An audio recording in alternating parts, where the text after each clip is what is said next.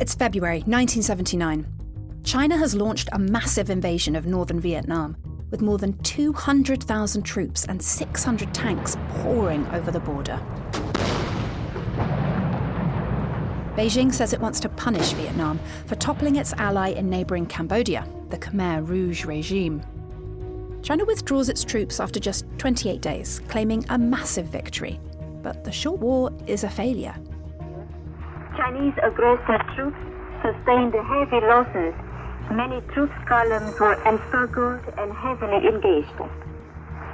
It exposes the backwardness and ineptitude of the Chinese armed forces. They have no real battle experience, and some of the commanders can't even read military maps. Despite outnumbering the Vietnamese by 2-1, the PLA suffers humiliatingly high casualties. It is the last war China ever fought, and that's something current Chinese leader Xi Jinping is painfully aware of.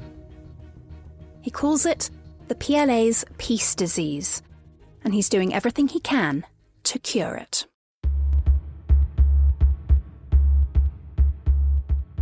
The threat China poses is real, and it could be imminent. We hope not, but it certainly could be. That's what keeps the United States at bay. We can't protect our bases. We can't protect our satellites. We can't protect, our aircraft carriers. China is rapidly expanding its nuclear arsenal with more warheads and a larger number of sophisticated delivery systems. A big, strong, powerful country. We're more powerful than they are. We have much better military equipment than they do. It's very hard to judge what happens in the decision-making black box of the Central Military Commission when it comes to Taiwan. The people on both sides of the Taiwan Strait are one family. No one can sever our family bonds, and no one can stop the historical trend of national reunification. It's a home game for China, and so a key question for U.S. commanders, how close can you get?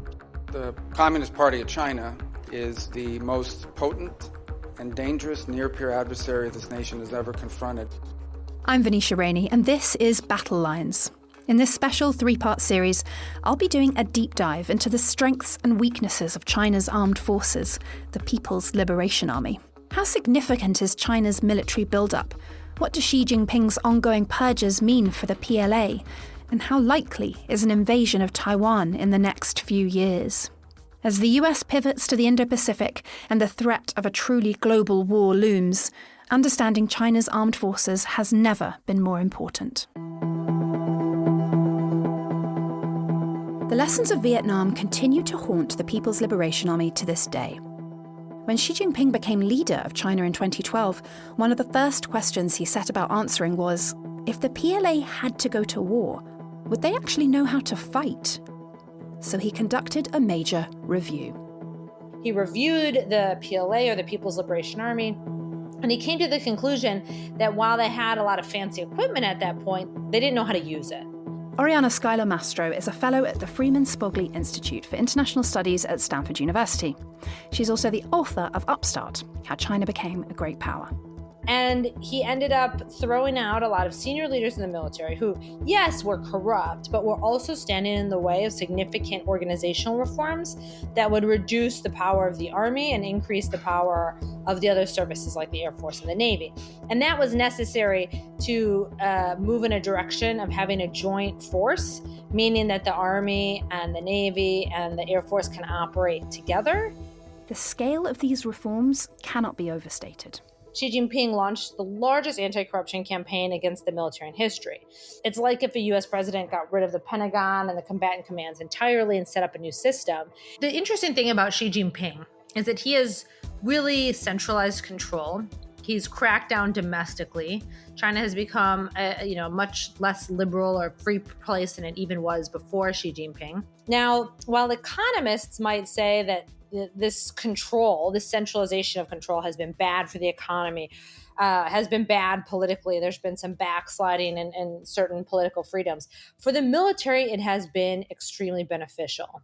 He was very focused on creating a more professionalized, combat-ready joint force. And his reforms, by all intents and purposes, looks like it has done that. As part of these reforms, Xi established 5 distinct theatres of command. The reorganization of the PLA in 2015 was really also intended to improve their ability to handle regional problems. So the Northern Theater Command is concerned about what might happen on the Korean Peninsula, and they are planning and training to respond to that. The Southern Theater Command, in addition to the South China Sea, it worries about Southeast Asia, and so it plans and trains for that. The Western Theater Command is concerned about security in Xinjiang and Tibet and India, and it has lead responsibility for all of those contingencies. The Eastern Theater deals with the Taiwan problem, the Japan problem, the Southeast Coast. That, of course, is where China's most advanced industry is. So they see real security problems in that direction, including the United States.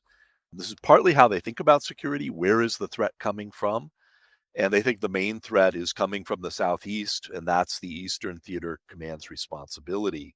The Central Theater Command serves a special responsibility for defense of Beijing, but also it's kind of a strategic reserve. It's in the central part of the country. You can deploy troops and assets from there to wherever they are needed. Communication between these theatres of command is still not perfect, but it's better than before. Maya Nowens is head of the China program at the International Institute for Strategic Studies. So now different regions of this military and how they're structured and grouped together serve very specific mission sets. And this points to a really important change and reform under Xi Jinping in how a military thinks and operates. In the past, largely owed to the type of conflict that the Chinese military was prepared to fight, was very siloed in thought, very siloed in doctrine, very siloed in operation. But in modern conflict, and having looked at the experiences of the West, and in particular the US's combat experience, certainly from the 90s onwards, there has been an understanding that it is no longer sufficient to fight in a siloed way. Xi also elevated some services within the PLA into full service branches, for example, the Rocket Force, which is in charge of the PLA's longer range, intermediate range, and nuclear missile capabilities. And finally, he slashed the powerful Central Military Commission, the body that controls the PLA.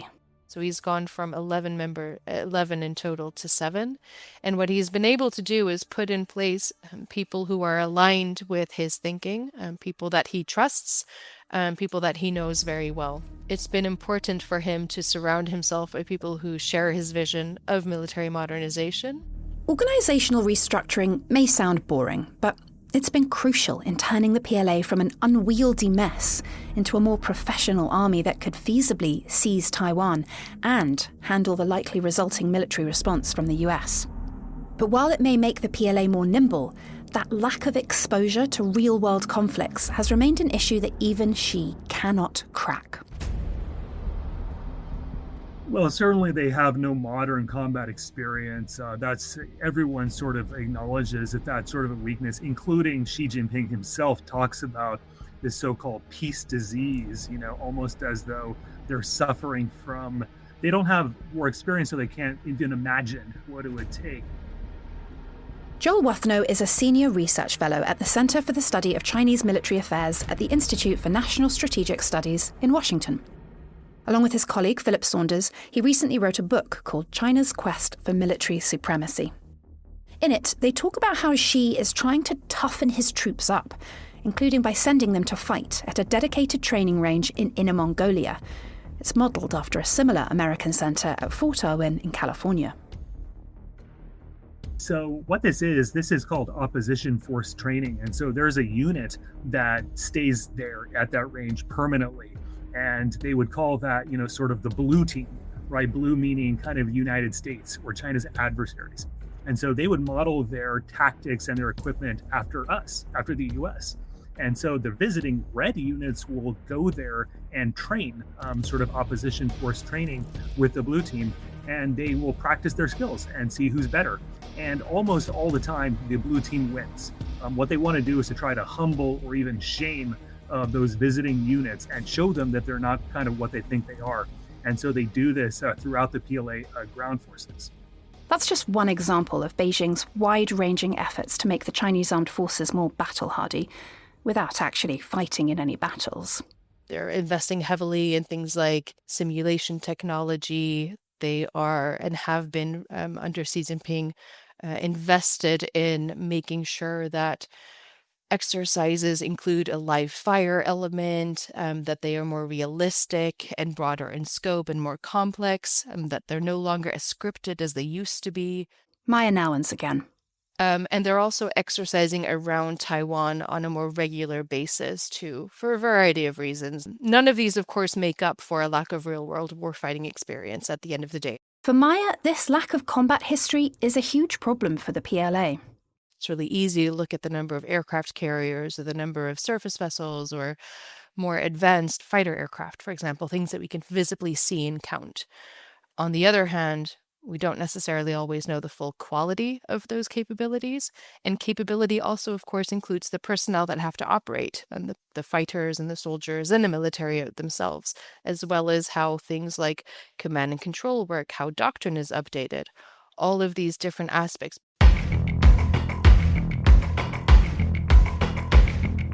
Exactly how the Chinese armed forces work is less sexy than what kit they have, but arguably much more important.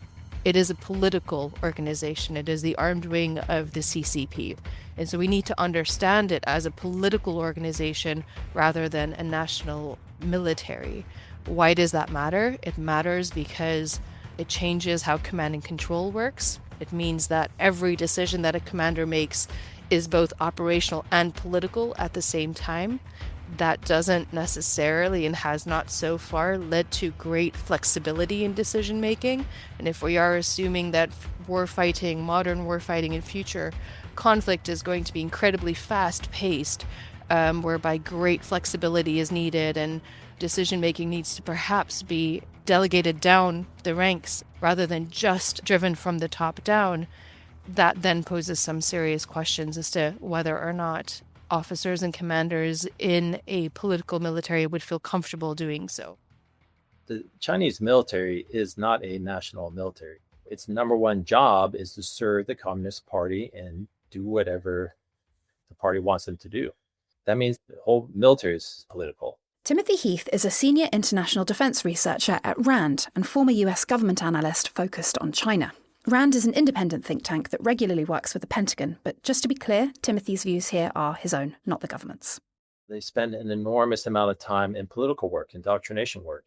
If you're a new recruit, you spend about 40% of your time studying politics and ideology. If you're in a regular line unit, that number goes down to between 20 and 30%, depending on who you are, but you have to do political indoctrination. That's really important for the PLA. And that's time that could be spent training on military topics.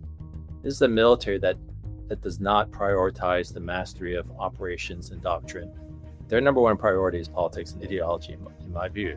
If you just look at what the Chinese military academies publish, in their textbooks, it's a very strong emphasis. They have the co-commanders at commissars at virtually every level, and they have co-command at equal authority as the commander, can veto them at any time. There's party committees that they have the authority to approve every major decision, even down to very trivial ones. At the top of this highly politicised structure sits the president and paramount leader of China, Xi Jinping. As you've heard, Xi has worked hard to put his stamp on the PLA and kick it into shape, not just through investment and reform, but also through an endless cycle of purges over alleged corruption. The Chinese military has grappled with this for decades.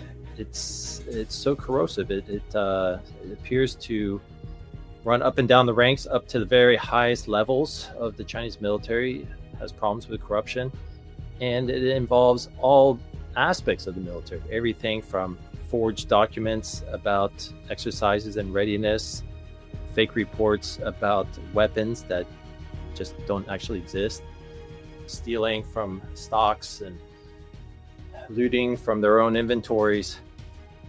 This is one of the problems with the political military. Without independent checks and balances, with an ethos that places loyalty to the party and to your higher-ups above all else, it is an environment ripe for corruption to flourish. And, they just can't seem to root it out. I think it's also clear that corruption campaigns in the CCP can serve dual purposes. Maya Nowens again. One could be to address genuine financial corruption. And certainly if we think about the focus that there has been on corruption in the equipment development department, within defense industry, and related to the PLA rocket force, these are big, expensive projects. Lots of money is changing hands. There could be an opportunity here for, real financial graft. On the other hand, as we know, there is also an element of anti-corruption campaigns that deal with loyalty. And it's not entirely clear what, for example, disloyalty could have meant, but it's clear that it does go beyond just financial corruption. This disloyalty could involve weeding out people that disagree with the direction that modernization has taken. It could be just general disagreement with Xi Jinping's leadership. Whatever the reason, in the last few years, Xi's purge of the Chinese military has ramped up. In 2023, 2 defense ministers were ousted, one after another, and placed under investigation. First Wei Fenghe, and then Li Shangfu. The PLA rocket force, the one responsible for missiles and nuclear weapons, then saw its commander, deputy commanders, and even a former commander all arrested. In late 2024, Admiral Miao Hua was suspended. He was a member of the all-powerful Central Military Commission. The latest purge victim appears to be General He Weidong, the number 2 in the PLA, and a co-vice chairman of that same Central Military Commission. He has not been seen in public since March 2025. It's really sort of unheard of, the number of senior military officials that have been brought down under Xi for corruption-related reasons, right? So what does this tell us? Amanda Hsiao is China director at Eurasia Group, a US-based political risk consultancy. Well, so first, corruption appears to be just a problem in the PLA that is very hard to remove. Xi is very, very serious about rooting out corruption in the PLA, and I think that reflects the seriousness with which he is considering the use of military force as a potential option for the future, including in a Taiwan contingency, right? He wants to make sure that his military is ready in case of the worst case scenario. I think that actually in some ways, the fact that Xi is bold enough to continuously purge his military, and not just in the working levels, but at the highest levels, is an indicator of actually his very solid hold on power and his confidence in his hold on power. Maya Nowens agrees, with a caveat. On the one hand, it shows his strength that he is able to so publicly investigate his commanders and people that he's handpicked to be in these positions in the Central Military Commission. That he's not afraid to do so publicly signals that he doesn't judge that there is much risk to his security and stability as a leader. On the other hand, it raises doubts. I mean, why the need for the second anti-corruption purge if the first was successful? And so is this something that's going to be done every 10 years? Or is it just a common feature of the system now? What does that mean for those in power in the Central Military Commission or those seeking to rise through the ranks themselves in their own careers? I mean, this must create an environment in which everyone constantly needs to reassess their own behavior. This is not just about internal Chinese politics. It also affects the prospect of war over Taiwan.